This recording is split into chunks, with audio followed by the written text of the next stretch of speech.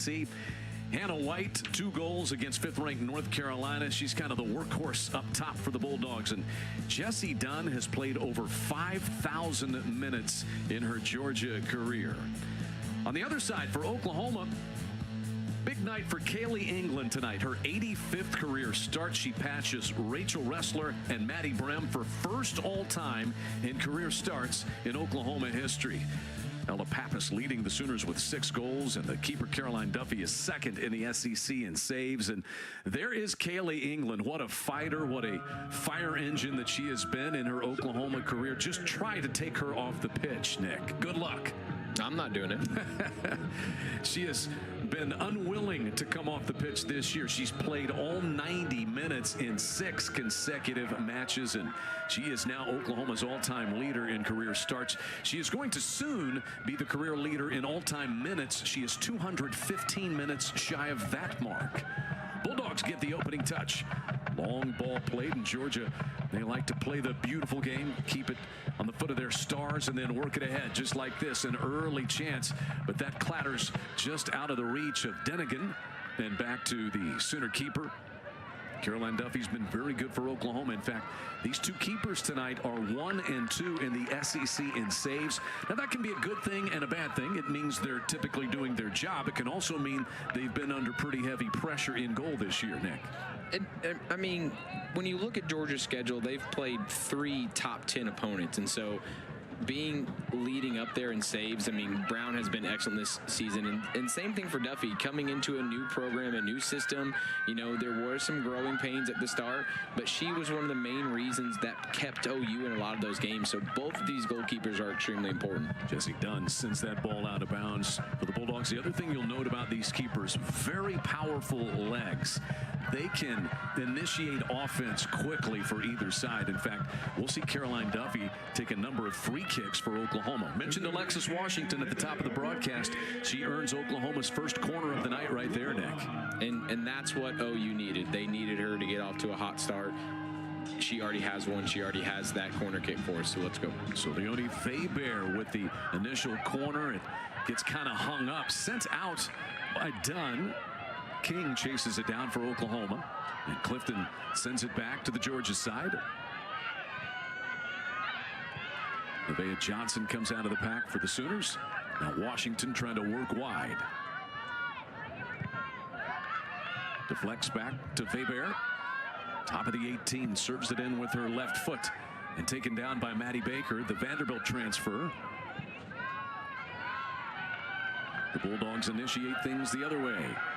Here comes Tori Penn. Up wide to take it now is Baker. Baker gains an angle on King. Baker will send it across. Baker gets her left foot back on it. Sent out by Hadley Morrell of Oklahoma. Bulldogs will gain a reset here. Trying to work it toward the head of Hannah White. Wen comes away with it. Wen met by King. Speed versus speed here with this matchup. Wide once again, it's Maddie Baker. Trying to angle it to the top of the 18 box. Cleared by Oklahoma's Ella Pappas originally. And back to retrieve it for the Bulldogs is Ellie Gilbert. Great story.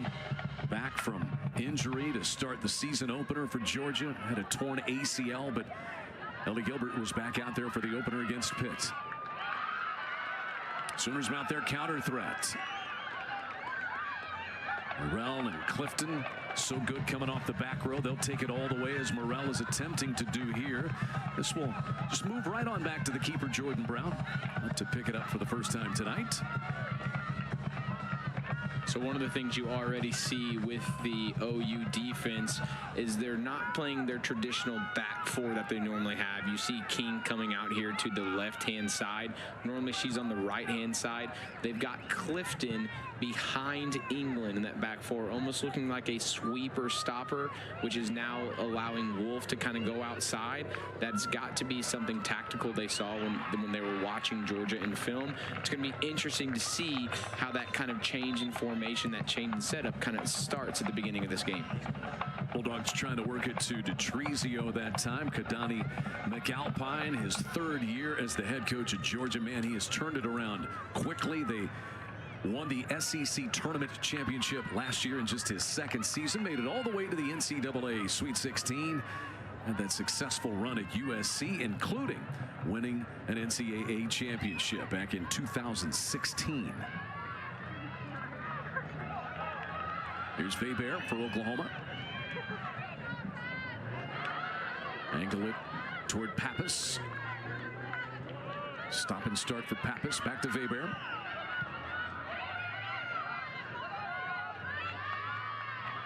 Hadley Morrell for Oklahoma as that bounds out of bounds. There is Hadley Morrell, just a player that Matt Mott said has been always up for the challenge for his team. Hasn't had many drops, just those consistent efforts that she puts forth. 2 goals for her this year. This one served all the way across by Stouty. On to the foot of Baker. Very dangerous right here is White, and she sends one right into the awaiting arms of Caroline Duffy, the Sooner keeper. Oklahoma coach Matt Mott, he said it's all about territory. That was the word he used with us. He said we want to play in their end more than ours. He said he needs his attackers up top to possess it more. They want to play on Georgia's side if they possibly can.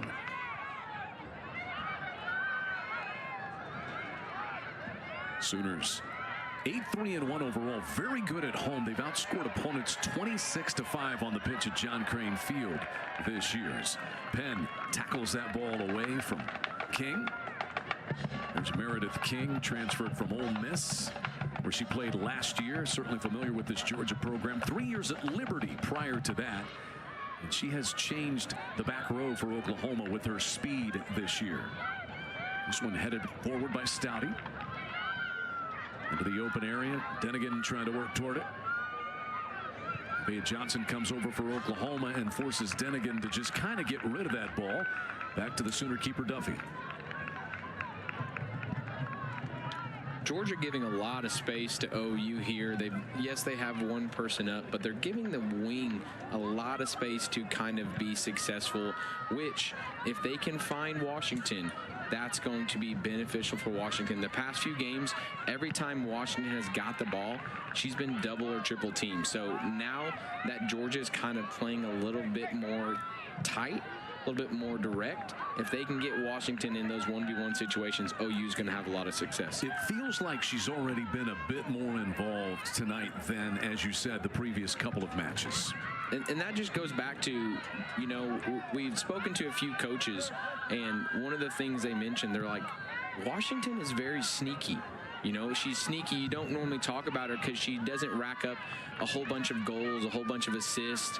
And yes, she's close to the program record, but it's been over her career. And so when Washington plays, you don't realize how fast she is, how shifty she is. And so she's one of those players that you kind of circle and you're like, you know, if we don't watch her, she's really going to, you know, cause some damage against us. And so right now they're leaving her in 1v1 situations, which is going to benefit Washington long-term tonight. Stouty is kind of initiating. This is part of that play the ball back and forth. You don't want to get caught napping. Bulldogs will attack when they see the right moment. Denigan trying to play it through, but King intercepts for the Sooners. Pretty good ball struck in by Stouty. It's headed down, and Duffy has it off the head of DeTrizio. What a save. What an amazing save. We'll have to put a star by that one as Margie DeTrizio was bearing down, and an excellent ball that was put in by Stouty. You see here on this delivery, whenever you have an open header like that, you want to put the ball back where it came from. So it came from the right-hand side. She put it right back in. Duffy had to get down, make that save. Beautiful on her left-hand side. That's an excellent save. That's going to get her so much confidence building into this game. Save number 44 for Duffy this year, one of her best. When able to play this ball forward for the Bulldogs. Now Alexis Washington for Oklahoma. Trying to gain that edge to the corner. Tackled away from her, though. Nicely played by Maddie Baker back there. Maddie Baker, a transfer from Vanderbilt. 3 goals last year were the 3 that she has scored in her career. Joined Georgia in the spring of 2023, but she was on a team at Vanderbilt that made the NCAA tournament 2 seasons ago.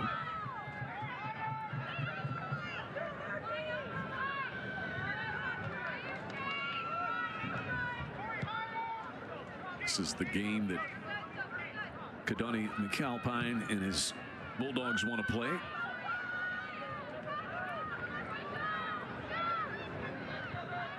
Stouty just dumps it back. We were talking with Kadani McAlpine about building programs, success at Washington State, national championship at USC. He said they're all a little different. He said the main thing with Georgia was there was talent. They just needed the confidence to know that they could go and win. And we mentioned their very challenging schedule. They played then 7th-ranked Pitt, had a draw with top-ranked Florida State, and a loss to number 5 North Carolina. But he said the word he used was it normalizes games like this, the big moment SEC matchups. Nick, as a coach, you kind of get what he's talking about there. This doesn't feel as big when you played some of those matches. You know, the one thing you can't coach is playing in those big game situations. You know, you can't teach a kid, no matter what level they've been at, you can't teach them to play in front of 1,000 fans. And so playing in some of those big stadiums at away games and playing against some of those big top tier teams, that kind of just says, hey, you know, at the end of the day, every game you play is 90 minutes. Every game has the same size soccer ball. Everything's the exact same. And it kind of just relieves a little bit of pressure when you go into these hostile territories. Washington takes an Oklahoma throw in into the deep corner. Weber is there. Bulldogs intercept it. Here comes Denigan. Just behind Wynn. But unable to take it for Oklahoma was Green. You mentioned it. Formationally, Oklahoma playing King up a little more upfield, Nick, so far? So OU is playing a different formation what they've normally ran. Normally they put Green and Weber up top, and then they kind of let the back 4 stay the exact same. But what they're doing a little bit differently tonight is normally Clifton is on the left-handed side. She's normally right next to Wolf, but now they've kind of changed that, which has caused a few problems for Georgia at the start of this game. Pappas plays it across. Oklahoma's season leader in goals scored, but nobody home at the top of the 18. And Wynn angles it back the other way toward DeTrizio for Georgia, and she will save it. Wrestling match won by DeTrizio. Bearing down on goal, and there is Duffy. Rushing hard toward it was Penn. As Penn was lurking, and Duffy was able to jump on top of it. You see the physicality that DeTrizio can have to save that ball from going out of bounds.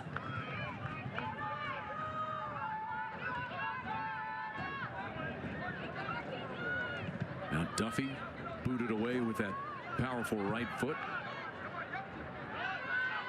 Here's Weber for Oklahoma. Weber toward the goal box. Down to the foot of Pappas, angling left, hitting it with that left foot. Well defended, though, on the backside by Stouty. Pappas, Stouty angles toward her. Across it comes, and it just skims atop the head of Green. Oklahoma with a reset here. These are situations where Washington wants that 1v1 where she can take on a defender. Can she find the correct ball? She had it. Deflects to Pappas. Nevaeh Johnson hits that one from the top of the 18. And there, as she has been all season long, is Jordan Brown.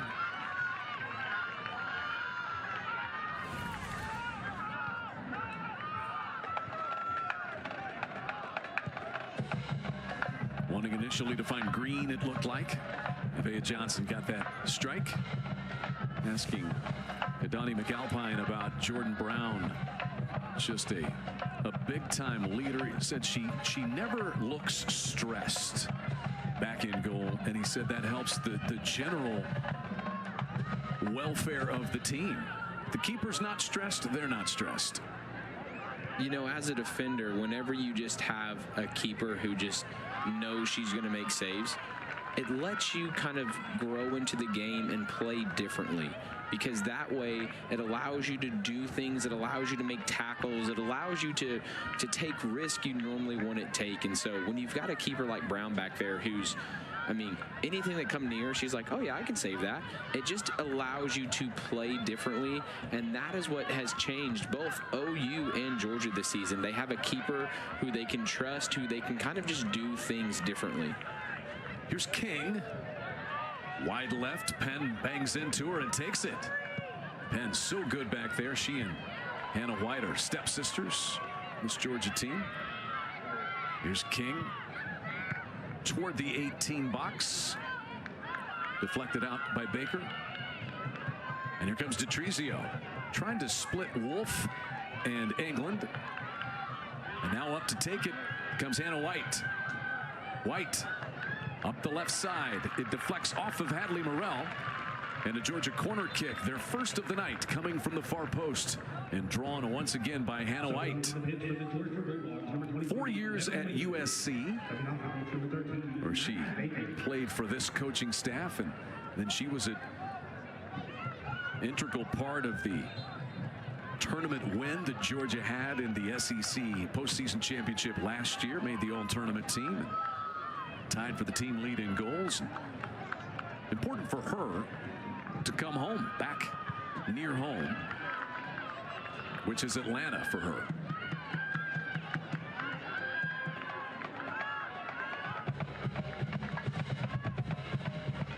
Here's Stouty. Pappas watches her.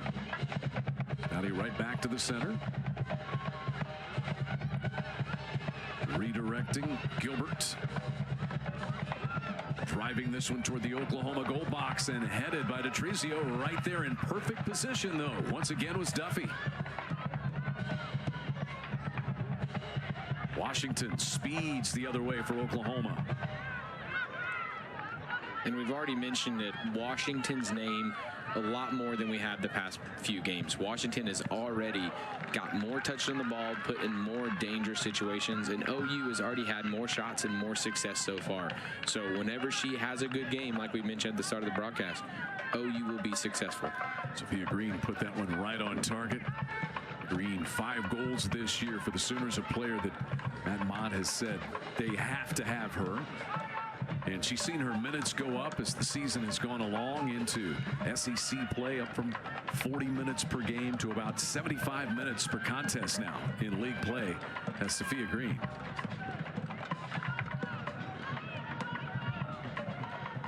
Each team has taken 3 shots. Keepers have been tested a couple of times as Washington counterattacks for Oklahoma.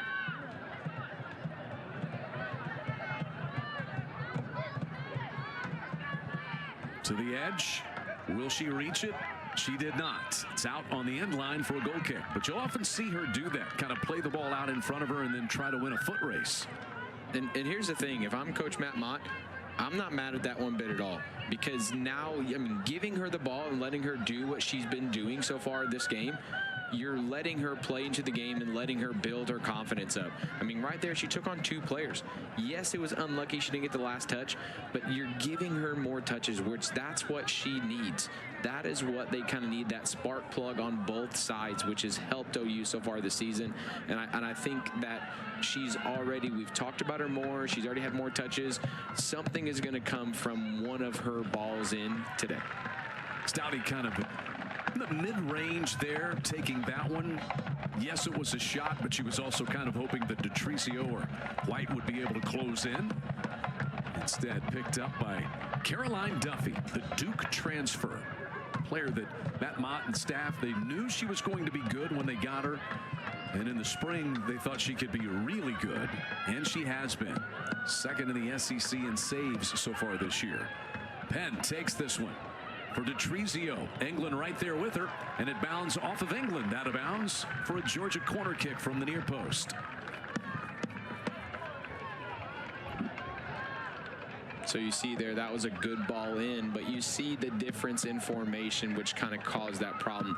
England had to come across with King kind of being out, and you have Clifton behind her. Now you don't know. Normally Clifton would be in that spot, but now England is having to run across. Thankfully she made that save, but it gave up a corner. But that's where that difference in formation is causing a little bit of problem so far. Got a whistle as that ball is in the air. I could not see our referee in the middle of the pack. What was that call, Nick? Just a little tripping coming together inside of the box. Nothing super crazy, but I mean, so far he's been on top of everything so far, so he's called a good game. Travis Haight is going to have his hands full, as you typically do in the SEC. He is the gentleman in charge tonight.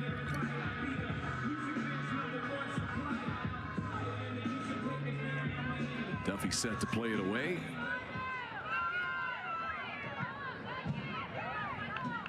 So far, you would say nothing real serious either way.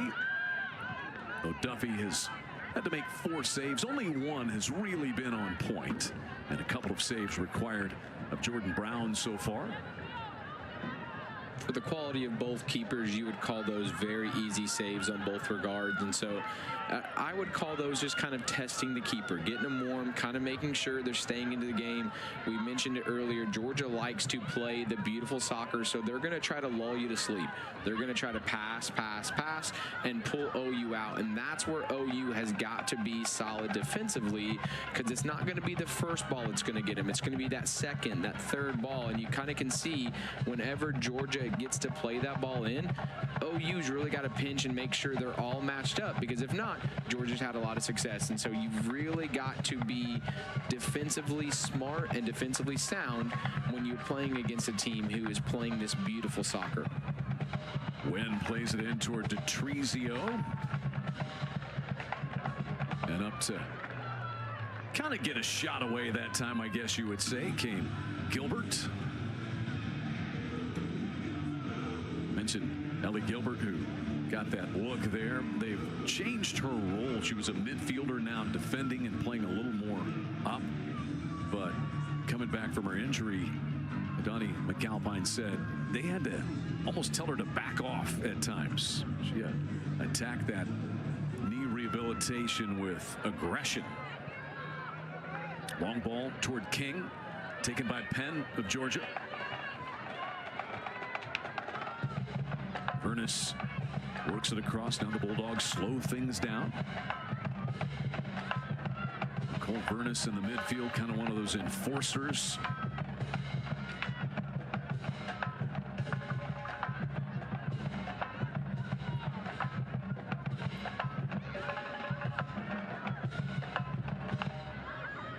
Bulldogs approaching it exactly as they want. Stouty working it wide for Penn, serving it across, and just skims past, and it'll bound on out of bounds. We're already nearly midway through this opening half. No score between these two teams.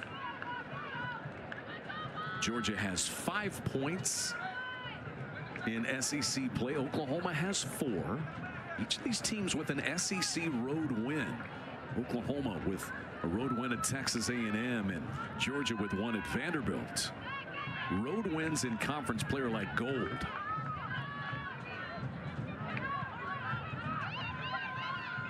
With how tough both teams are and how tough the SEC is, when we spoke with both coaches, that was the one thing they mentioned. It's like you just want to get something on the road, and that's why this game is really big. Because when you look at the remaining schedule for both teams, you really kind of have to circle games that are like, where are we going to get these points? You know, if we're trying to make the SEC playoffs, if we're trying to hit those magic numbers per se, where are we going to find it? And so games like today are big games for both sides. You look at the schedules these teams have remaining. Mississippi State is number 7 in the country. They are next for Georgia. At Florida, you got Tennessee, at Auburn, and they wrap up the season with Texas. And here's what the Bulldogs did in the non-conference. Very heady results. You get a draw with the number 7 team in the country in your opener, and a tie with number 1. Oklahoma played a subtly good, I think, non-conference schedule. ULM, Stetson, FIU, some good teams that came to Norman. Went on the road, got a win at Tulsa, which has had an improved season this year, as Duffy plucks another one out. You see Detrizio lurking back there should Duffy make a mistake, which she rarely, if ever, does. White comes out of the pack for the Bulldogs. And it's going to sound funny, but OU is extremely comfortable with Georgia having the ball on top of their 18. They are extreme, like they would let Georgia do this all day. This is a success for OU because you're not doing anything. You're playing with the ball 75 yards away from your goal. I mean, this is fine. This is why some people don't like watching soccer, because they don't understand what's actually happening because you can't see the whole field. But right now, with the ball is getting played right on top of your 18, OU says that's fine. You're not hurting us. You're not doing what you're good at and playing your ball into your attacking players and kind of causing us problems. You're playing with the ball back there, like right here. OU says that's fine. You know, play a 60-yard ball. We've got England, we've got Wolf, we've got King. We have players back there that are good in the air, that are going to win those balls. And then on top of that, you've got Duffy. And so that is causing Georgia some problems right now, because OU is saying, we're okay with what you're doing. We're not going to get out of our shape to play your style. And I think Georgia's starting to get a little bit frustrated. You saw Brown there, the keeper, kind of get a little frustration. And that is the perfect scenario here for OU. Jocelyn Chinea will give Tori Penn a break for the Bulldogs. Oklahoma, a round of subs as well. See, Michelle Pack has entered in the midfield area.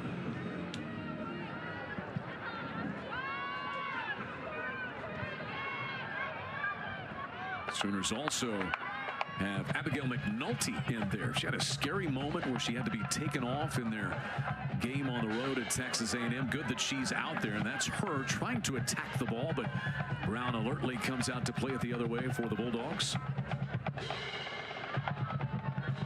Detrizio posting up there at midfield, but taken off the ball by Nevaeh Johnson of Oklahoma. Now Pappas wanting the through ball toward McNulty. Back it comes to Brown.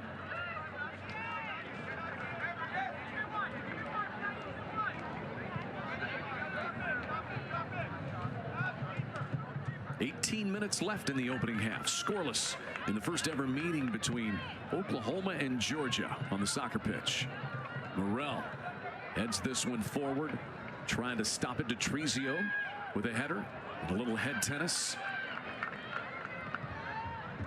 Down to the foot of Winters.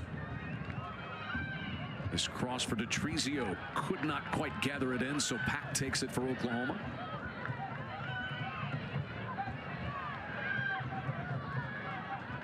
Washington just decides to dump it back to the keeper, Duffy. Bulldogs will get a throw in at midfield.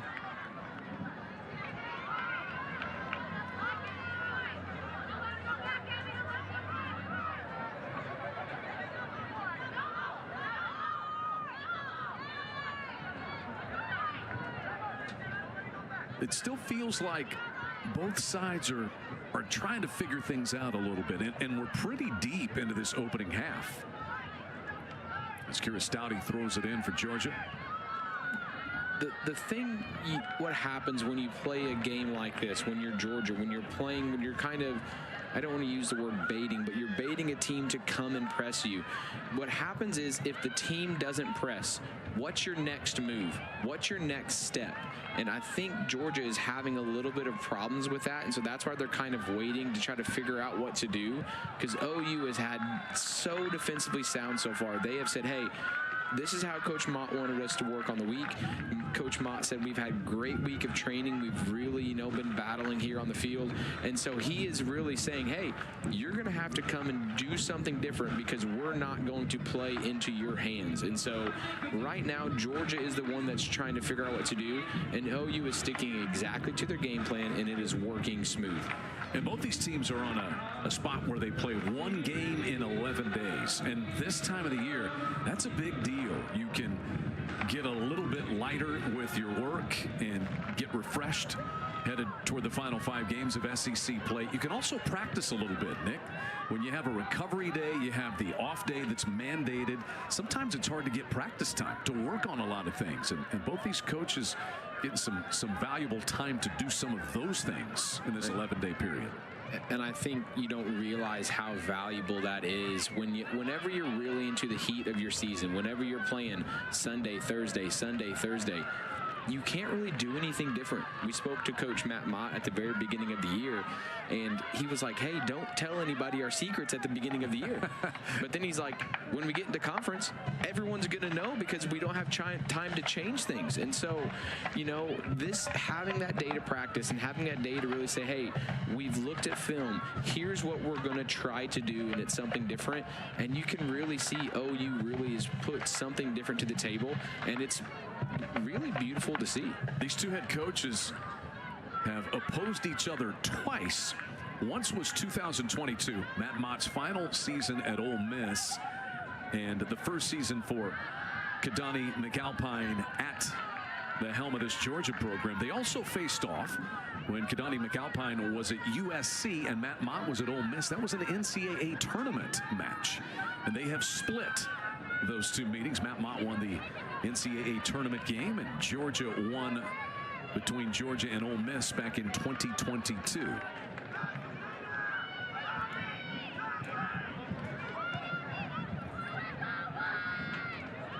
Approaching 14 minutes remaining opening half. 5 shots for Georgia, 3 for Oklahoma, and still scoreless. Not many real good threats for either team.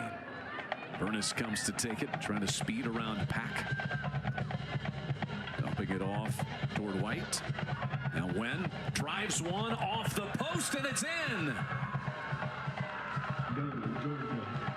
From way out front, it is Amber Wen, the grad student, the transfer from Vanderbilt. Her 7th career goal, her 2nd of this year. That was a 30-footer. When you're going to beat a team that's playing in this low block, you have to have moments of success like this. And you see this. She just takes the ball, puts her head down, says, you know what, I'm going to try it. Boom, beautiful finish on the right-hand side. Gets a little unfortunate for Duffy that it hits kind of the post and kind of bounces in. But if you're going to play a team that's going to be so defensively solid like that, you have to have one of those. The bottom of the goal, the piping along the bottom of that right side, and it's 1-0 Bulldogs. It has worked out the way that they would like. They have been able to play at their pace, having possession a good deal, Nick, and now they have the tally that they want on the road. And this is the best case scenario for Georgia, because now with that goal, you're slowly going to get OU out of their shell. Because OU is going to have to come try to attack this game now.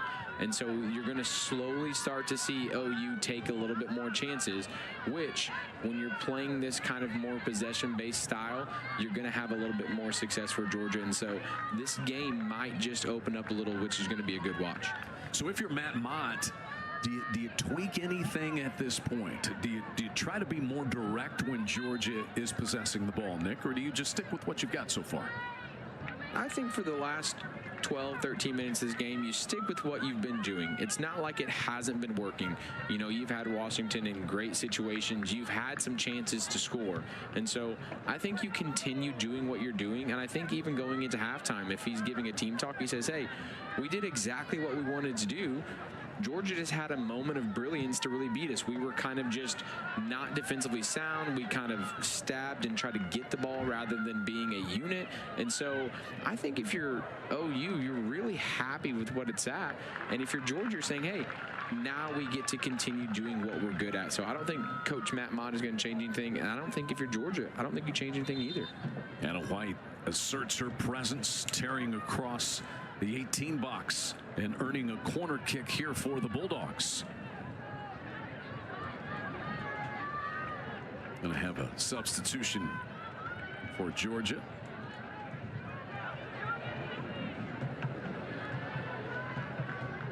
Jogging all the way across to take this is Sophia Brelich, freshman from Pembroke Pines, Florida.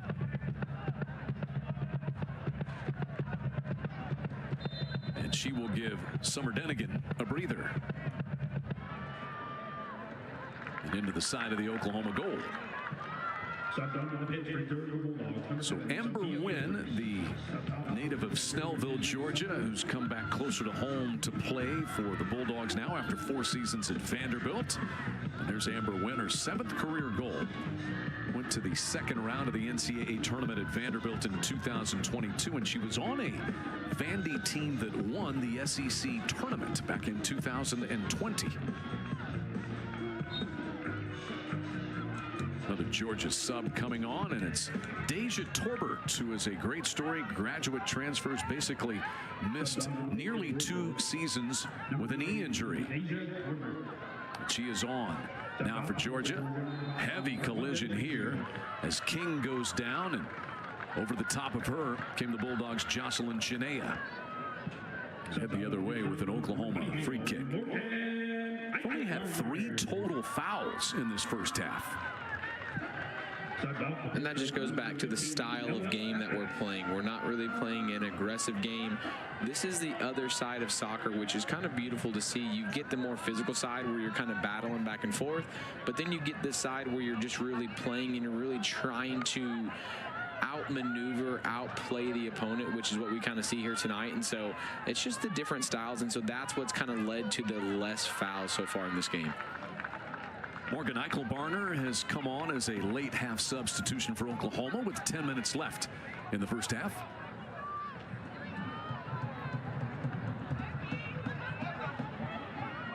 Ellie Morrell taking the throw in for Oklahoma. Another quick one. Juliet Rayo is also on for the Oklahoma side. She's over in that deep corner right there. Out it comes for Clifton, serving it back. Eichelbarner gets her head on it.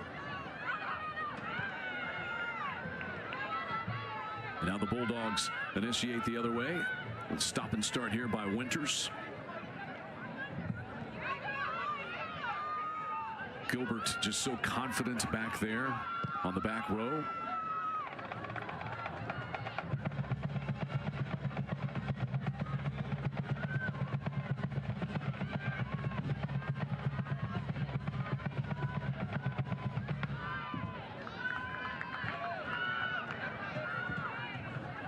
All the way across from Dunn, and Georgia will reset it with this 1-goal lead. Jordan Brown just keeping possession.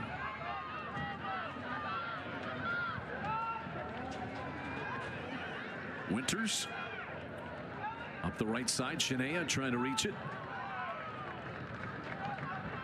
And Clifton goes down in a collision there with Chinea.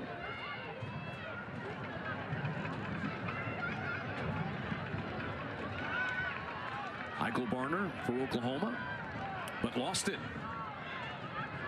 Vernis trying to send it through toward the foot of the onrushing Hannah White, but out to take it comes Duffy.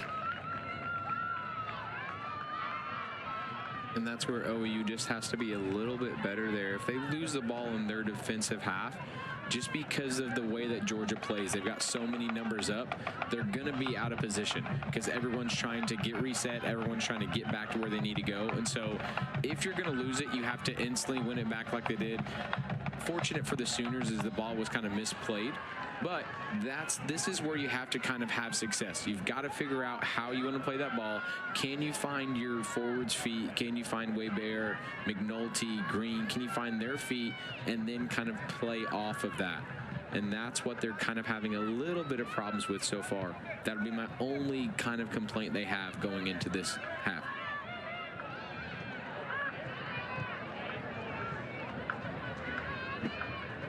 Here comes Winters again on the attack. Able to scoot past McNulty.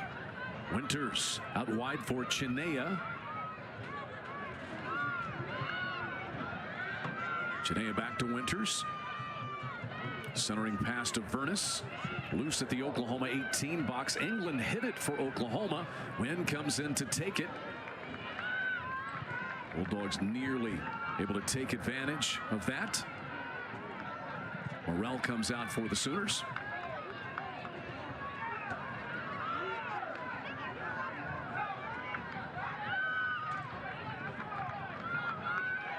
Bulldogs patiently will work to the other side with Gilbert. Rayo stepped in to take that little misplay. And nobody home on the other end of this one. So Jordan Brown way out of the 18 box.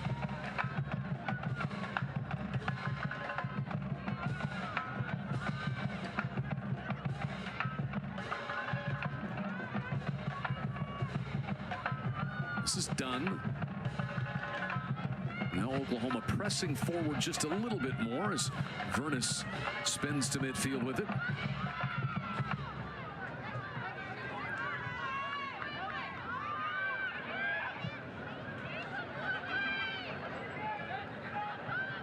Here's Winters, just working it back and forth with Gilbert.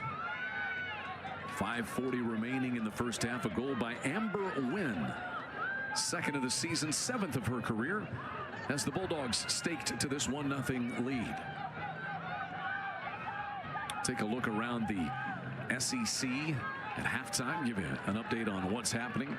Big marquee matchup between top-ranked Arkansas and number 7 Mississippi State tonight. They're playing in Starkville. You've got 22nd ranked Texas at Florida. Number 16 Auburn at Alabama among the matchups around the SEC tonight. This is Keller Matisse, who has moved into the lineup for Oklahoma, taking the throw in. Eichelbarner comes away for the Sooners. Plays that one a little bit behind, though, Michelle Pack. And Andy Wolf sends that one too tall for Matisse. There's Andy Wolf, the Michigan State transfer, in her 2nd season with the Sooners. Just a real calming presence back there on that back row. Matt Mott and the staff talk about her. She's played all 90 and half of their matches this year.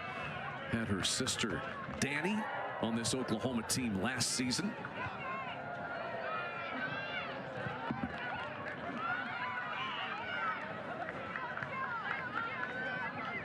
Nobody will be able to reach this one. It'll be a Georgia throw in from the deep corner.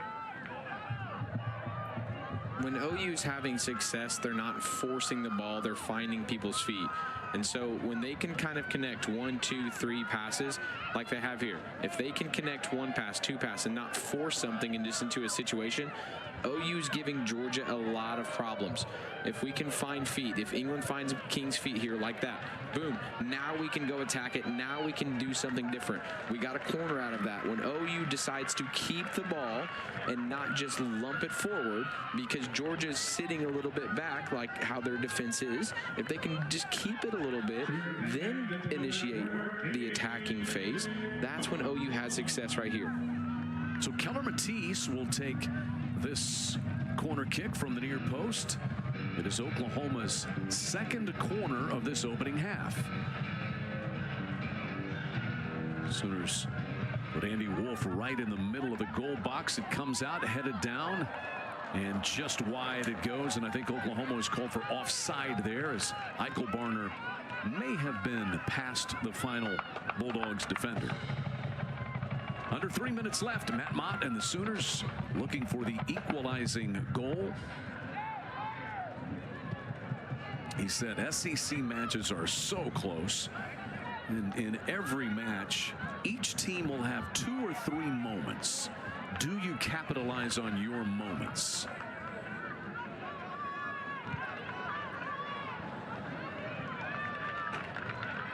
Georgia took advantage of a big moment from about 35 feet away off the foot of Amber Wynn to have this 1-0 lead.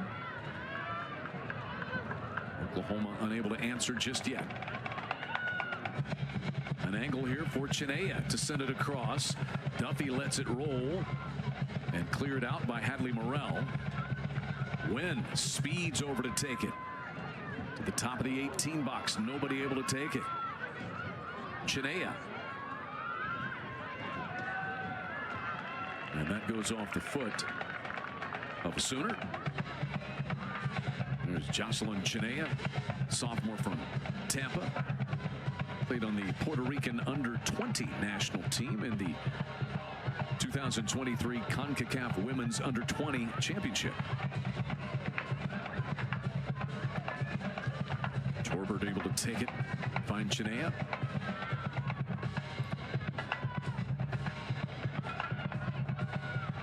Under a minute 30 remaining in the opening half.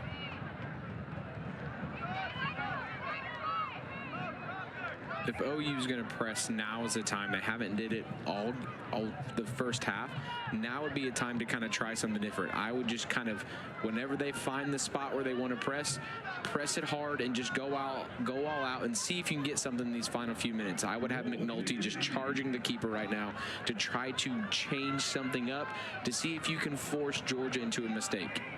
And she does press up a little more on Jordan Brown.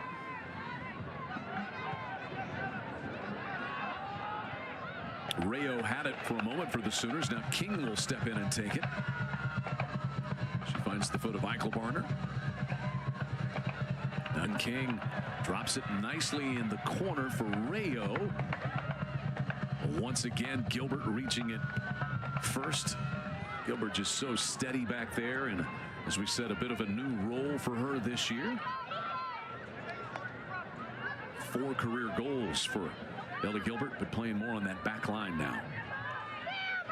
That may do it for the opening half. 10 seconds remaining. Brown will probably just direct this one toward midfield, and the clock will expire. 3, 2, 1. So Georgia takes 7 shots in the first half, finding the back of the net 1 time. Oklahoma only 3 shots total. And the Bulldogs have a 1-0 lead, looking for their second SEC road win of the season. Matt Mott will head to the locker room with his team here in just a moment. But Donnie McAlpine, the same for Georgia, and we have him standing by on the headset. Coach able to possess it for a good deal of that first half, and a magical strike from Amber Wynn. What did you think of the opening 45? I thought By Georgia, that's the second time this season Oklahoma has been outshot in the first half. 5 shots on goal posted by the Bulldogs. But we have seen Oklahoma, when they come out, and Matt Mott has talked about playing in 5th gear. Georgia is a team that can make you downshift a little bit into 2nd gear, can't they, Nick? And that's just the style they play. They play more of that slower traditional style. But if OU comes out just, in 5th gear from the start and really presses the initiation, then this could be an exciting second half that we're going to watch. There is Alexis Washington. She once again tied Oklahoma's career assist record with her 18th in the Sooners' back and forth game with Kentucky last week. Looking for the record-setting assist potentially, and one that could tie this game here tonight.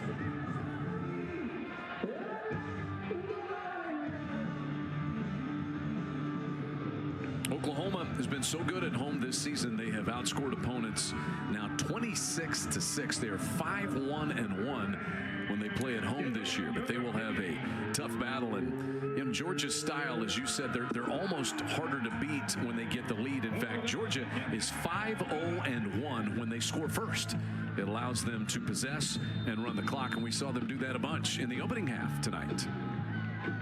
And that's just what they want to do. They want to kind of just slowly, like I mentioned earlier, in the soccer term, it's called lull you to sleep. They just want to kind of make you think and force you into a bad decision. Right here, you can already say Washington's really being aggressive from the start, but they want to lull you into just a decision where you're uncomfortable and you kind of make a defensive mistake. And that's what Georgia has been really successful when they have a goal, because they have those playmakers all across the field. So Washington able to gain an angle on Stoddy and force this corner kick. It'll be the 3rd of the night for the Sooners, taken by Leonie Weber. Drives one low. It's headed to the top and off the crossbar by Wolf. It deflects back out. I wonder if we'll have a replay on that. Weber sends it back in, clattering around off a Bulldog's foot and into the lap of Jordan Brown. Andy Wolf so close to tallying, and the equalizing goal just inches away. Nope, certainly deflected back out.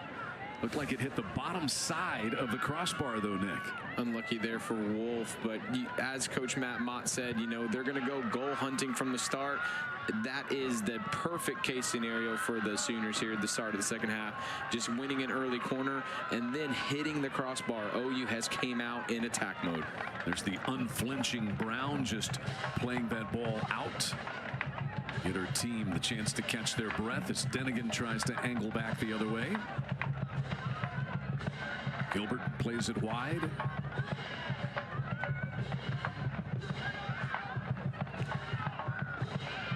Clifton takes it for Oklahoma. Nevaeh Johnson back out there for the Sooners. Petrizio angled off the ball by Clifton, out of bounds for a Georgia throw-in. Let's look one more time.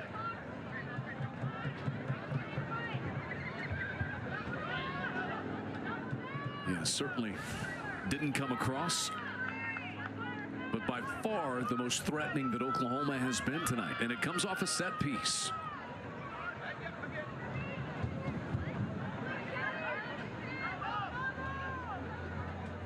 Petrizio surrounded by 3 Sooners. Morrell drives it away.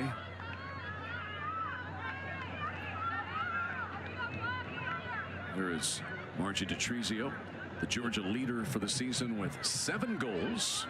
Transferred from Washington State. Tough decision. Kadani McAlpine said. And they were familiar with her. It was this staff. She played at Washington State, and this Georgia staff was at USC. And so she went into the portal, and the connection was made to bring her to Athens. Here comes Meredith King. Now Washington will be able to sprint, put the ball on her feet. Driving hard to the line and sending it right into the lap of Jordan Brown. But Washington has threatened already twice here in the first 3.5 minutes of half number 2. And that's exactly what you want. If Washington can keep on getting in those positions, she will eventually kind of clean up that final pass. And so OU has had a perfect start so far. Johnson couldn't quite reach that. Anglin does for Oklahoma. Out of the pack comes Hadley Morrell. She works up a full head of steam. And from behind, she's bumped by Vernus. It'll be a Georgia foul and an Oklahoma free kick. That is only the 3rd foul whistled against the Bulldogs. Oklahoma has been flagged for 1 tonight. 4 total fouls. But this is a place where Matt Mott and the Sooners want to and need to be dangerous with the right foot of Leonie Weber. If I'm Weber, I'm waiting for Wolf to get back up there. I mean, just having a header hit the crossbar, I want to try to find her again. Weber across the left side of the box. Petrizio bicycles this one forward, but Wolf chased it down for Oklahoma. Now Duffy has a moment to find a place to put it.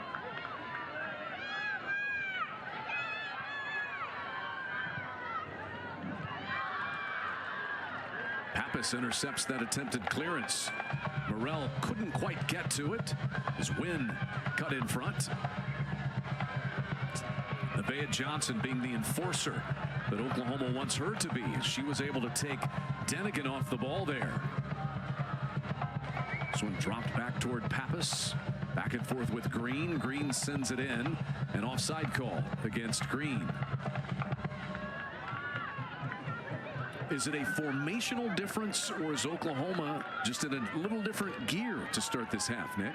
I think just what Coach Matt Mott said. We're going to come out and press them a little bit more. And just by making Georgia think a little bit, I don't think people understand that whenever you make someone think, whenever you are playing soccer and you have all the time to think and play the perfect ball, of course you're going to look great. But now just that little bit of pressure that OU has kind of added, the little bit of say, hey, we're not going to let you play the ball as easy. It's already caused Georgia to be in some situations here. And so you can start to see the passes are getting a little bit errant. They're not as crisp and clean as you are when you have enough time to sit, think, and make sure you can create the perfect pass. So it's not really a formational change. It's just that little bit of pressure they've added on.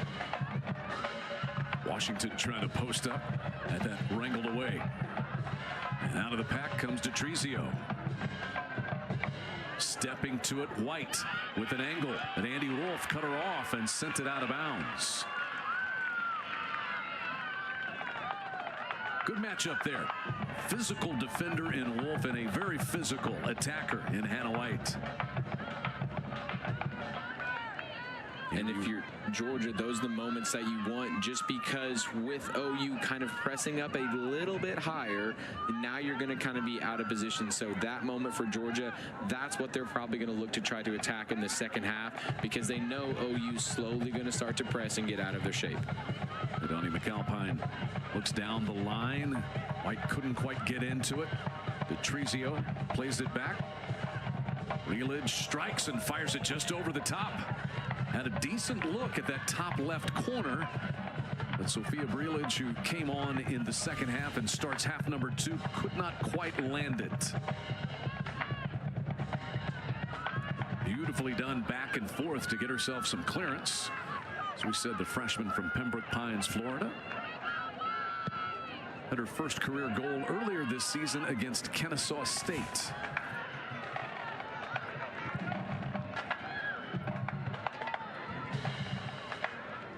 Brown just backs everybody off.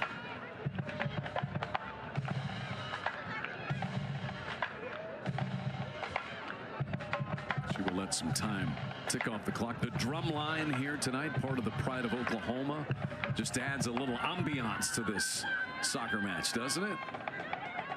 This kind of makes it feel like there's 1,000 fans out there just chanting and screaming.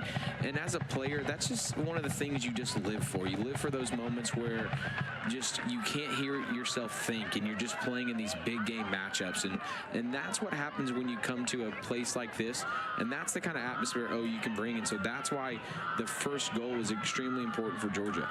Matt Mott was bragging about the Oklahoma crowds and marketing. He was a part of it. The Mott's apple juice stand that he set up on the Oklahoma campus. And we understand the Mott's company has kind of reached out. They liked the effort of the Sooner head coach. He was passing out apple juice on campus. What was the saying that he came up with? The saying was, "You're useless if you're juiceless." And so, you know, I think if I asked Coach Mott if he came up with that, he would say yes. But I know they've reached out to him, and he's hoping to get his own NIL deal as well. So. Absolutely.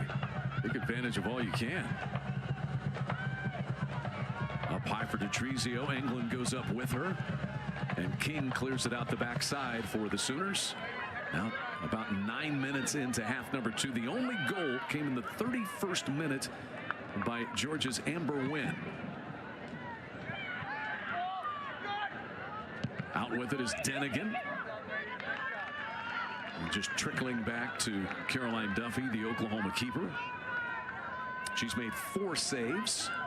2 officially required of Jordan Brown in goal for the Bulldogs tonight.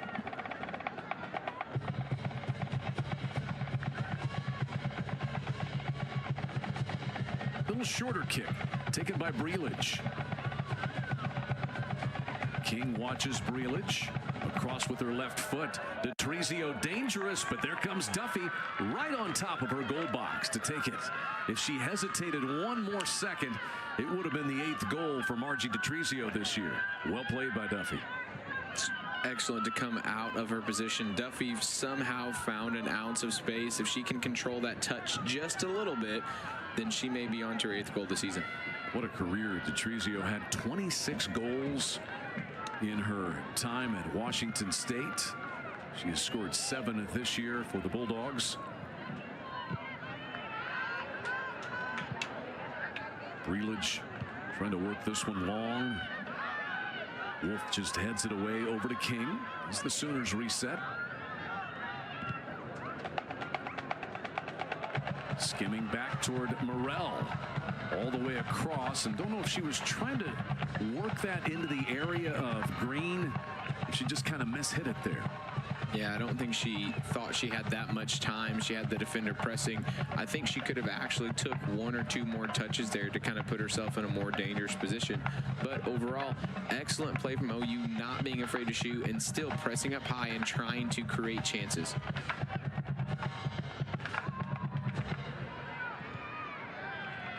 Oklahoma really pressing much harder on this back line defensive group for Georgia to start second half. Here comes Stouty. Nobody home on the receiving end. Now Washington for Oklahoma. Couldn't stop and start. Stouty took it and mounts a threat. Stouty across toward White. Comes down to Torrey Penn now. And there you see that D'Atrizio is kind of shaken on the back end of this. We'll keep an eye on it. Elidge working it wide all the way across the Oklahoma 18 box and hammered home by Torrey Penn. It's 2-0.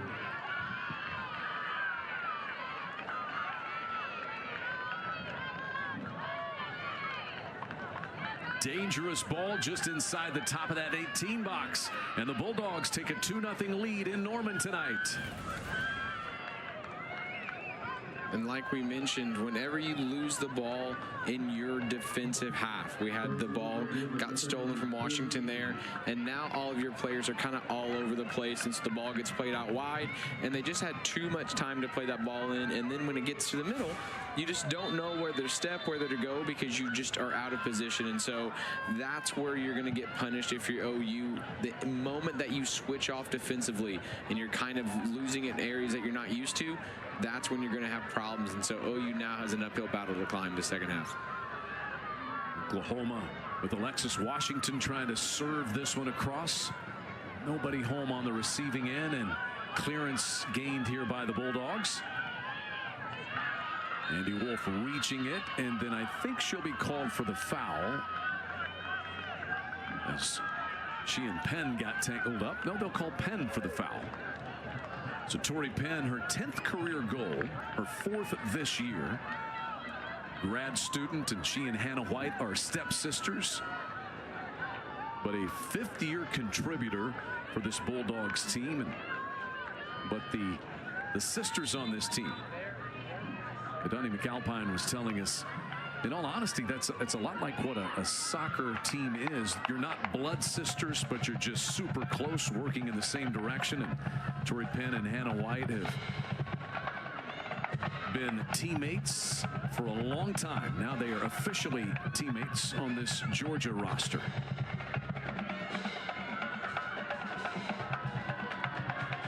Here's Washington.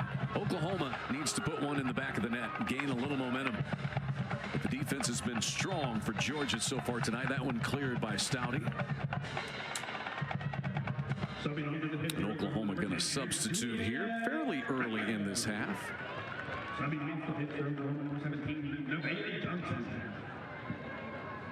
There's Juliet Rail, who's a freshman just earning more and more playing time for Oklahoma, and Matt Mott has talked about her playing both in the midfield and a little more attacking forward. Nick? She kind of just brings something different than Johnson. Johnson's really kind of going to be that bulldozer, going to be the one that's not afraid to go in that tackle. And then Rayos just kind of gives you a little bit more flair, gives you a little bit more scoring ability. And so I think now that they've got to come up with 2 goals, I think Matt Mott's just making that change to see if they can put a little bit more attacking pressure up on Georgia. Oklahoma made a difference attacking early in the half. They had a header hit the crossbar that would have been the equalizing goal. But Georgia has steadied things. Bulldogs have been in there with some of the heavyweights in college soccer this year. Then number 5 North Carolina, top-ranked Florida State. And they opened the season with a scoreless draw against the number 7 Pitt. Here's White. Deflected by Kaylee England, who broke Oklahoma's record for career starts tonight with her 85th. King to take the Sooner throw in here.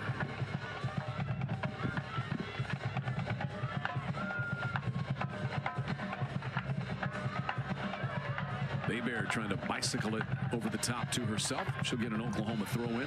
Haven't called Weber's name very much tonight. Typically very involved in Oklahoma's threats.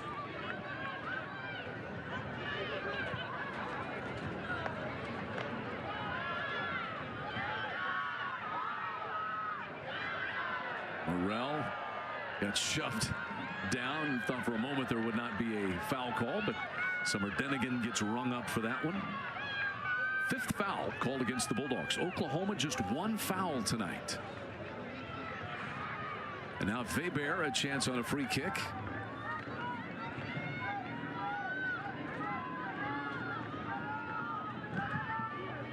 All the way across and headed on a hop by Kaylee England right into the arms of Brown.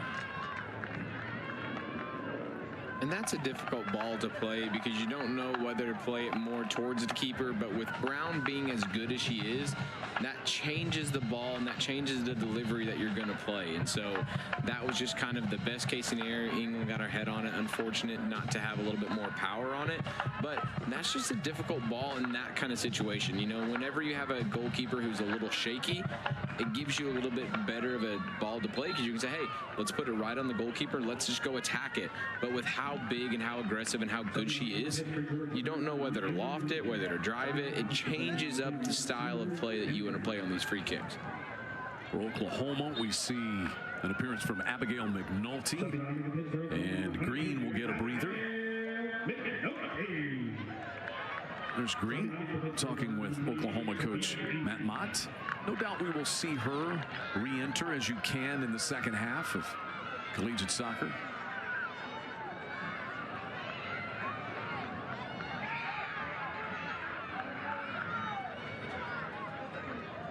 There's McNulty gaining an angle, approaching the goal, dropping it across, deflected. Weber gets a try over the top. Right away, though, a difference made by the Oklahoma transfer from Stone, Massachusetts and Boston University. McNulty off the bench, and Weber kind of catching her breath after a decent look at it. And McNulty's just going to give you something different than what Green will. McNulty's just going to try to beat you with pace. McNulty's just going to be just in your grill 24/7, just really let you have it, where Green's really going to be more of that hold up forward. Green's going to really be that one, that poacher per se you hear in soccer, the one that's in front of goal that just cleans up and does all the dirty work and finds those goals that way. When McNulty's just going to put her head down and say, hey, I'm faster than you and I'm going to go play. And you saw that right there, which caused Georgia a little bit of problems. And McNulty, despite somewhat limited playing time, she's actually 10th in the SEC in shots coming into the night. As Brown plays that one all the way across and out of bounds. King takes a long throw in to Weber.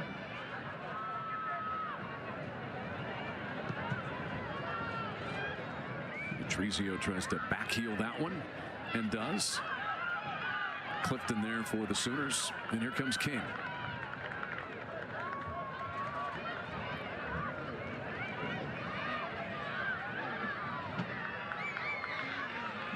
Sooner throw in.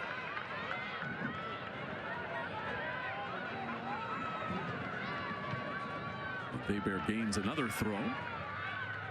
About 20 minutes into the second half. Georgia got a goal from Amber Wynn in half number 1, the 31st minute. And Tori Penn has added one in the 56th minute in the second half.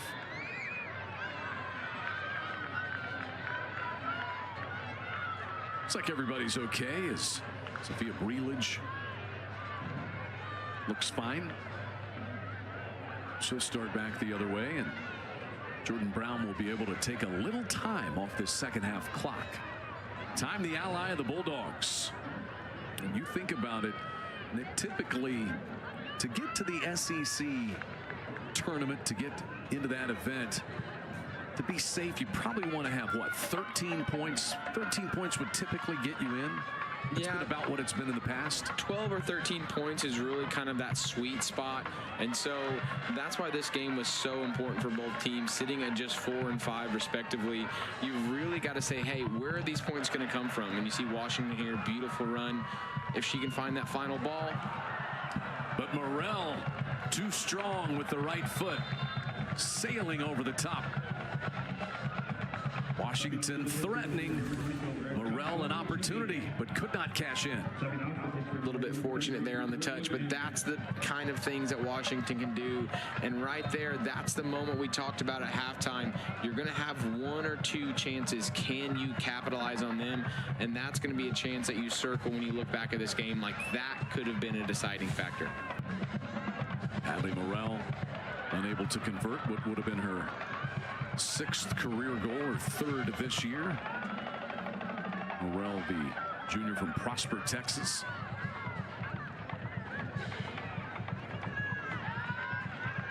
Back to what you were discussing as far as the postseason championship is concerned. If Georgia were to win this, that would get them to 8 points overall. So you're getting closer and closer to that 12, 13 point mark to accumulate. And it would be 2 road wins in league play for the reigning SEC tournament champs. You see that Michelle Pack is back on for Oklahoma. You know, and speaking to both coaches, they just really hit on the fact that winning on the road is tough. And so anytime you can get some kind of success, whether it's a tie, whether it's a win, coaches will take that. And so they know just how tough this league is. And so just getting those points now, that'll bring them up to 8 points if Georgia can kind of see out this game. That brings them to top 3. And so being top 3, now you get to really play, because when you look at the remainder of Georgia's schedule, you've got to go to number 7 Mississippi State. That's going to be a tough game. You've got to go to Florida. Then you have Tennessee at home. And so you start circling, where are you going to get these points from? Where are those remaining 4 or 5 points going to be? And so this is a huge victory for Georgia if they can continue what they're doing right now. And Oklahoma desperately wanting to at least try to get back even and take a point at home. Don't want to give up those points at home if you can avoid it.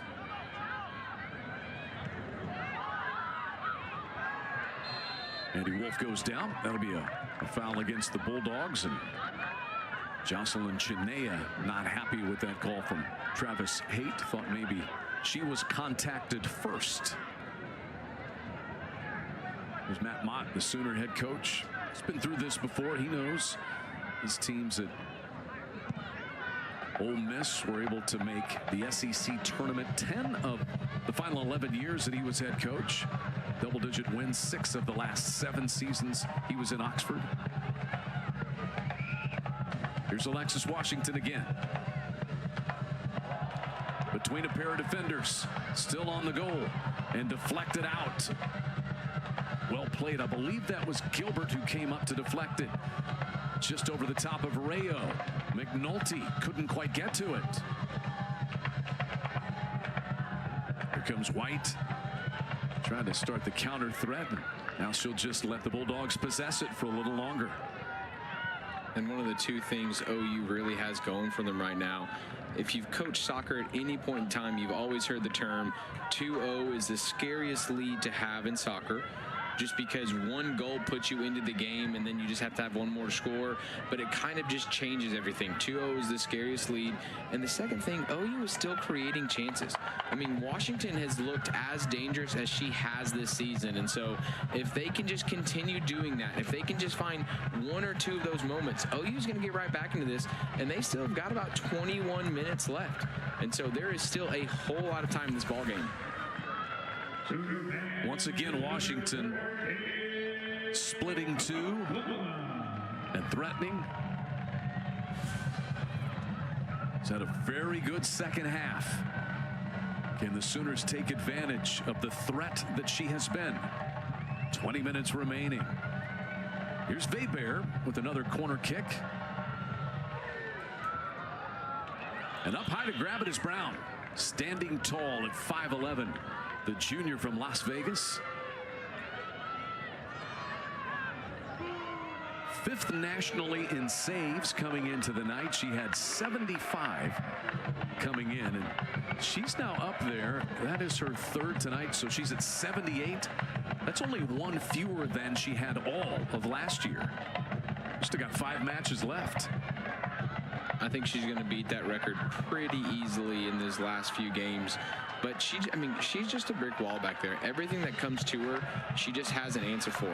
McNulty inside the 18 box, redirecting it for Pack. Pack tackled hard from behind, no foul. Well played back there by Chinea. Sent toward the head of Weber, and it skims off of her, out of bounds.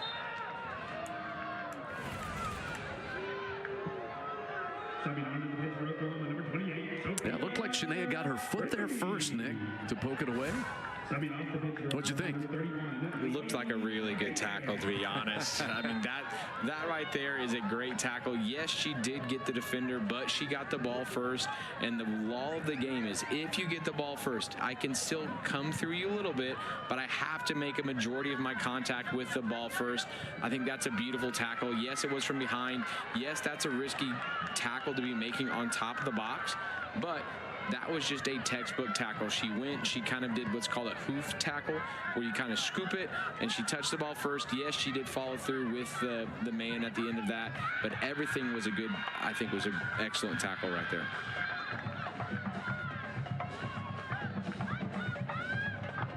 Far side of the field, throw in coming. Looks like we're going to get a substitution for the Bulldogs.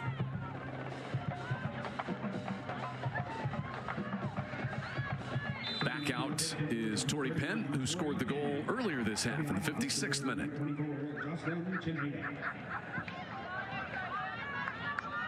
And an Oklahoma goal kick coming here with 18 minutes remaining.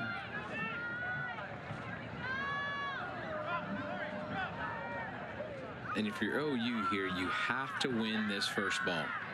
The time that Georgia has had success and really put pressure on OU is when they don't win the first ball. White heads it back toward the Oklahoma side.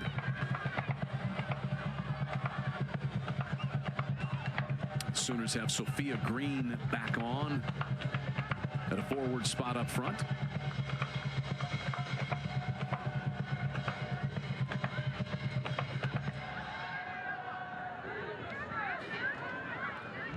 White comes up to take it for the Bulldogs. Here comes Breelage. Chased by Pack. Breelage all the way across and wide. And more substitutions now for the Bulldogs. There's Denigan back on. And Breelage, who just took that last cross, will exit. Looks like Millie Filson is in for the first time. Junior midfielder from Gainesville, Georgia. And a little bit of a run there for Abby Unkraut. She is back out.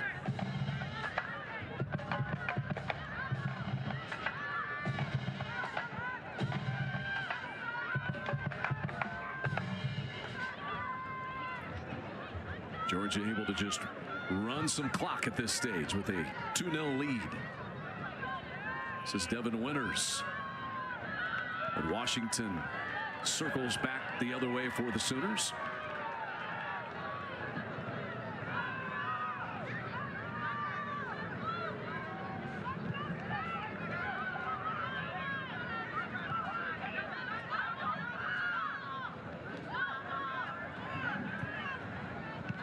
Centering pass there for White, intercepted by Oklahoma's Andy Wolf. Wide for McNulty, but behind her.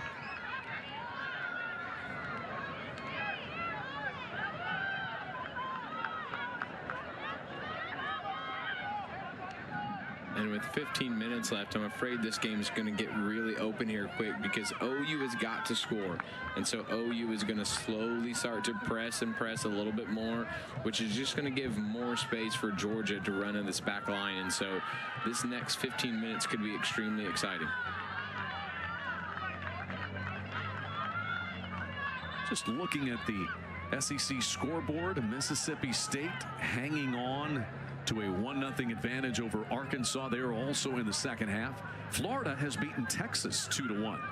And once again, if Mississippi State were to beat Arkansas, it would be the Razorbacks, top-ranked team in the country, would be their first loss of the year and change things at the top of the conference standings. Michelle Pack comes out for Oklahoma. And here comes White on the counter quickly.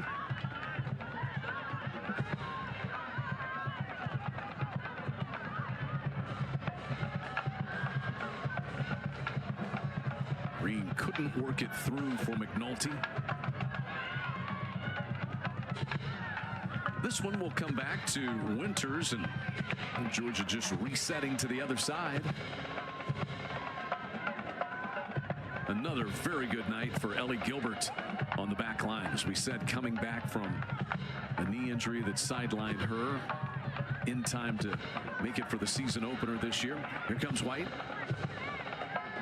White approaches the top of the Oklahoma 18 box and wanted to drop that ball off short. Duffy was well up to the challenge. And here's where I'd like to see Duffy go just a little bit quicker, because with Georgia pressing those numbers up, whenever OU's had success, they've had those numbers in the attack. So if Duffy can just kind of get rid of that just a little bit quicker to kind of make the numbers up per se for OU, that's where you're going to have that success. So I just need to see this happen a little bit quicker. Know that there's about 13 minutes left. We've got to really start to initiate. We've really start, we call it the go time. You've got to go, go, go now. There's no waiting.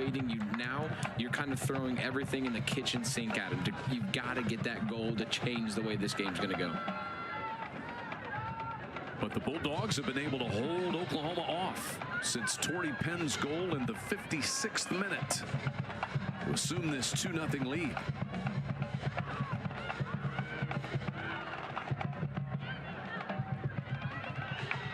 This is Rayo, but that pass intercepted. Penn with a quick counterattack.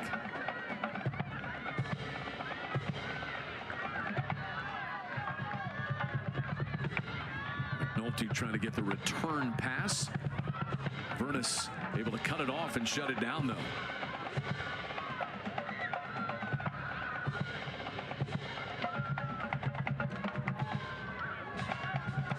And you always have the cool, calm, and collected Jordan Brown back there. So comfortable with the ball at her feet. You get the feeling she would stand in her own goal and play the ball at her feet. And that just screams modern day goalkeeping. Right now, if you're a goalkeeper, kids, if you're watching this, watch Jordan Brown. The way that she kind of is able to use her feet and just the calmness that she has on the ball, that's exactly what coaches are looking for. The modern day goalkeeper now has got to be able to play with her feet, because what it does is it adds another player to the field. Traditionally, goalkeepers never were allowed to really play with their feet besides punting it out and getting rid of it, because that's where the goals happen.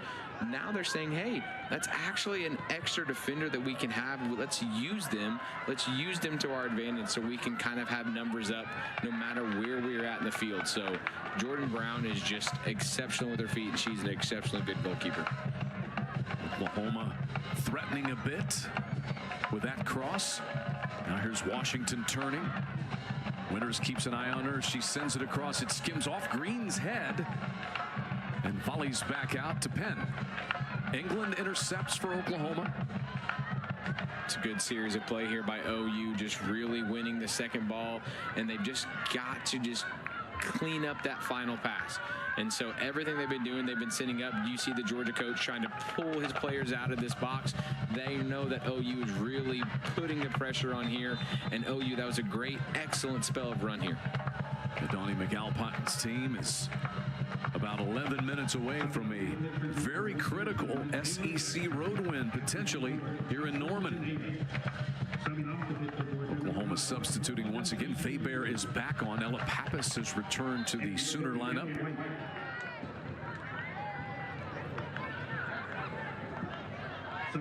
Rayo is taken off her feet at midfield. Now Kaylee England playing this ball into the deep corner. Faber along the end draws a corner kick for the Sooners. She's able to work that one off of Filson. And so Weber draws the corner and now takes it.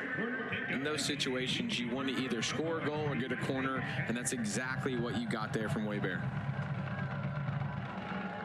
Weber drops this one off short. Cleared quickly by Denigan. Wynn serves it away out of bounds this time for the Dogs.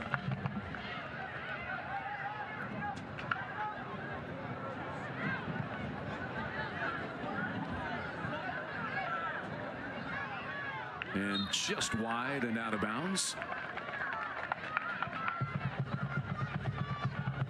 Chinea could not quite get to it.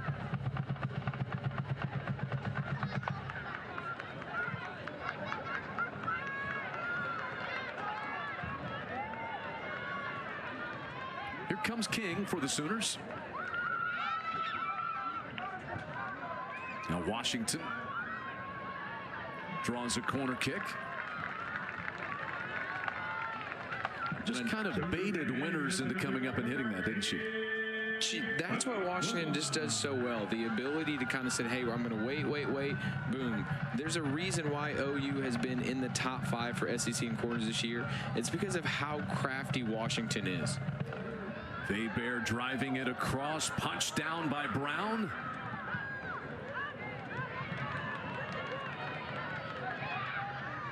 And Clifton will serve this one all the way back to Duffy, the keeper. Under 9 minutes left. Brown right in the thick of things again. Each team has taken 10 shots, 4 saves by Duffy in Oklahoma's goal. Brown has been credited with 3. Here's Rayo. Now McNulty gets an edge. And there's Brown. It's a beautiful switch of play there by Weber, and then it went to Rayo in the middle out to McNulty. But that's what OU can do whenever they decide to pass. Whenever they can kind of work the ball rather than force it, OU looks extremely dangerous, and that's given Georgia so many problems tonight. It's just there's been one too many times where OU has decided to say, hey, let's just try to lump it long rather than play a simple style and put Georgia on their toes. McNulty in the corner. Trying to stop and start. Fires off another one, and there's Brown. Never rattled. I bet we would marvel at her blood pressure at this point. Cool, calm, and collected. That's what it's probably saying. I mean, right now her heart rate monitor is going beep. It's just an icicle. 120 over 70 all game long. Cool as ice. I mean, there's been moments where she's been, just flustered, but what she can kind of bring, it's just another level. And just having something like that in your goal just allows you to kind of play just a different style, and it gives you hope that no matter what happens, if you do make a defensive mistake, that you're going to be able to live from it. And so Brown has just been perfect so far tonight. And, if the Sooners keep on just giving those, I don't want to say hard shots, but just kind of that practice shots for her, then Brown's going to eat those up all night.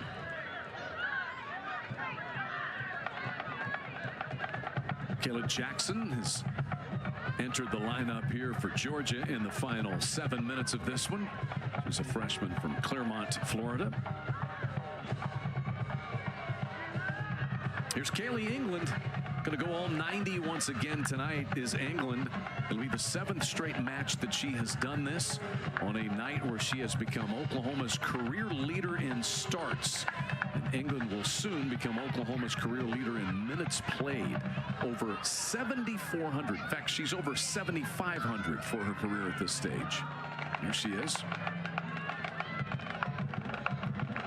Here's Weber. Wide for Washington. Excellent battle there by Washington. Loose in front of the goal. Rayo couldn't quite strike it. Pappas wanting to send it across. Now Washington gets a touch. Very well defended. Clearance down there on that back row. Hard to keep up with, but Denigan has been back there a good deal right in front of the goal, and Brown is alertly able to grab it. A little bit of defensive mishap there. You see Brown trying to come out and collect the ball, but her center back was right under it, and I think there was just kind of a 6s and 7s there at the back line. You kind of see this ball get played in. The center back wanted to get it, and then Brown kind of called her off. Lucky bounce there for Georgia because OU was on top. One of the rare times that Gilbert wasn't right there on top of it for Georgia, but they have Brown back there. We've got 4.5 minutes remaining. Bulldogs looking strong on the road tonight. They pick off their second SEC road win of the year. Oklahoma has now outshot Georgia for the game. And in the second half in particular, Oklahoma's gotten away 9 shots to 3. But Georgia has gotten the only goal in this second half. You know, Matt Mott would be, I think, happier with the uptick in opportunities. Nick, would you say? I think that's exactly what OU can bring to the table. Whenever they play their style, whenever they just play their 5th gear, like Coach Matt Mott likes to say, it's tough to play with them because they can just pull shots out of anywhere. But I think one of the things that happens is when you start getting those more shots and when you start to kind of press a little bit, just the littlest of mistakes can cause you to have a goal scored on you or something like that. And that's just what happened here tonight in the second half for OU. There's Hannah White tangled up with Andy Wolf. Andy Wolf had the best scoring opportunity for Oklahoma. She had a header that hit the crossbar and bounded away, inches away from what would have been a tying goal. Would have tied the game at 1 apiece early in the second half, but it deflected out. The Bulldogs cleared it. There's Gilbert just sending that away. 3:20 and counting.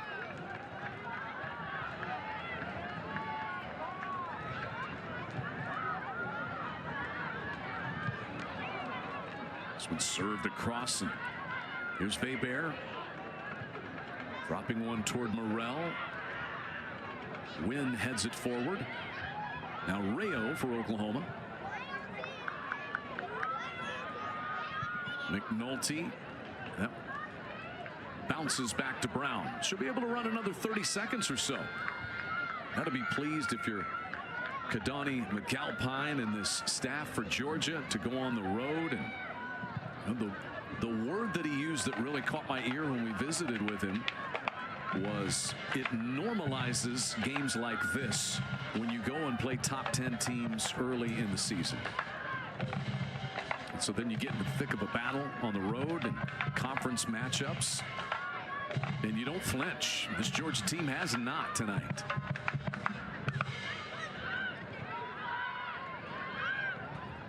And one of the things you hear from a lot of coaches is you don't realize how fast and how aggressive OU is until you played them. And so I think that was a very good point. You don't flinch because you know OU is going to bring something to the table that you've never seen.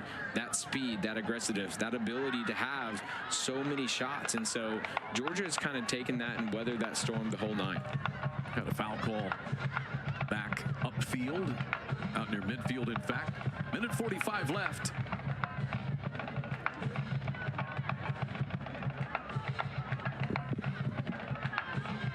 The Georgia Bulldogs in a huge spot on the road tonight.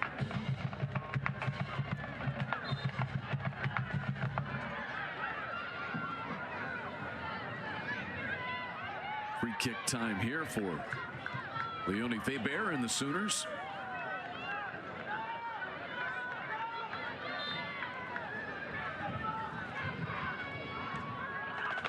Brown, it goes off of Kaylee England, and we had a foul call there. As in the middle of that scrum, Ellie Gilbert went down. Under a minute left. A little bit of pushing and shoving there inside the box, but I think that's just what happens when you're trying to battle for that ball. But once again, that just what we mentioned earlier, with the ability that Brown has, it changes the style of delivery you want. You've got to play it a little bit further away, which now makes everything a little bit more difficult. Your headers, the way that you attempt to play the ball in just makes things a little bit more difficult. So that speaks to what Brown, and that's just kind of unfortunate coming together, which led to that foul. Duffy plays it long. Georgia closing in on that huge road win. They won on the road at Vanderbilt. They've come into Norman tonight. 10 seconds left. Breland speeds through and gets taken off the ball, but it won't matter. The first ever soccer meeting between Oklahoma and Georgia goes to the Bulldogs. They win it 2-0 at John Crane Field.